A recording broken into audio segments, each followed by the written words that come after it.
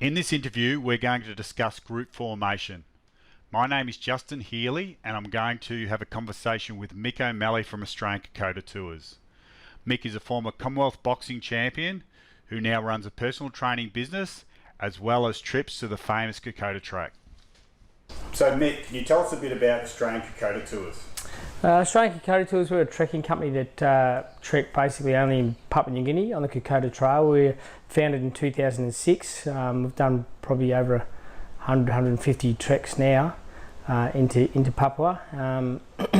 We have a base in Papua New Guinea, but also a base here in Australia where we train most of our clients for 8 weeks prior to trekking over there and go over and undertake the Kokoda Trail, which is the trail itself is about 96 kilometres long, but over the 8 days we walk about 140 kilometres retracing the steps of the Australian soldiers in World War II and the Kokoda campaign.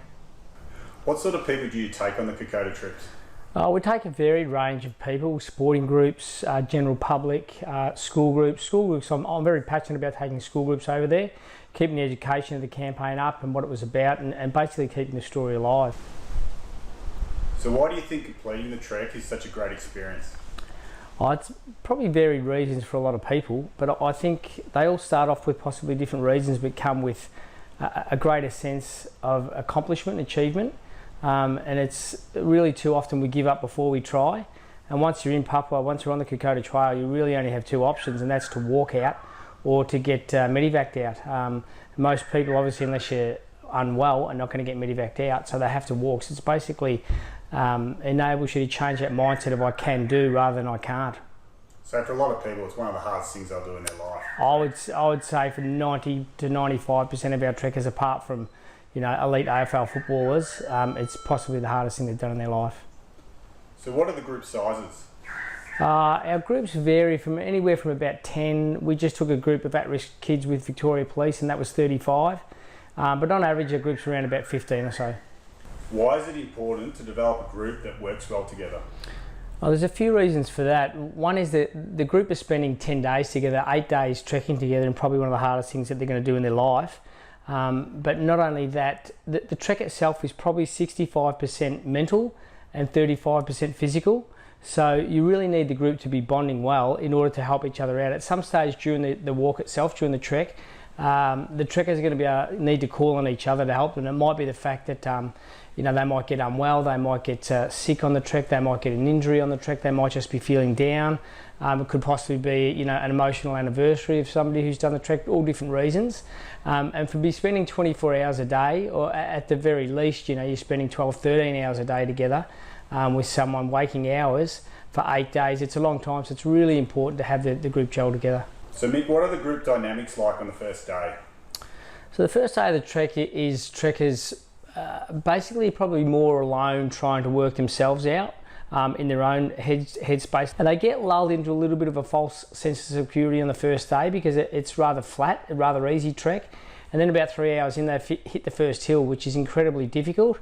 And then their mind starts to flood with thoughts of, am I going to be able to do this? I'm away from home, there's no telephone, I miss my family, I miss my brother, whatever it may be. I don't want to embarrass myself, I don't want to get sick. All these negative thoughts tend to, for most people, all these negative thoughts tend to come to the forefront. And it's probably not until a couple of days in that they really start to bond and go through that mental change of I can rather than I cannot. So on the first day, they're really just starting to get to know each other. Yep, they're really starting to feel each other out. Hi, where you from? How have you been? Those sorts of things. So after a couple of days of the trip, people would be starting to get to know each other, and I would imagine potentially wear on each other. Is this the case? Probably you'll get one out of every 7 or 8 groups that is going to wear on people, and it's basically they're usually the people that come by themselves and they're trying to fit in and they, just don't get along with a lot of people. But most people are pretty like-minded that do Kokoda track. But you also have to be really wary of those, and I wouldn't call them outcasts, but the people that are by themselves that are wearing and are aggravating some people because you don't want to let that affect the group. But most people are really sort of getting along quite well. So early in the trip, at that time where people are starting to get to know each other, do you ever get conflict between individuals and what sort of causes that? Very rarely. The answer is yes, you do, but it's very rarely, and it might be something that someone's usually not feeling well or they're tired, and then you've got somebody up and about and upbeat, and it's normally when they're friends, they know each other, they let their guard down a little bit, and they can become a little bit annoying to each other, or one in particular to the other when the other's not taking it, and that they can sort of have a few cross words.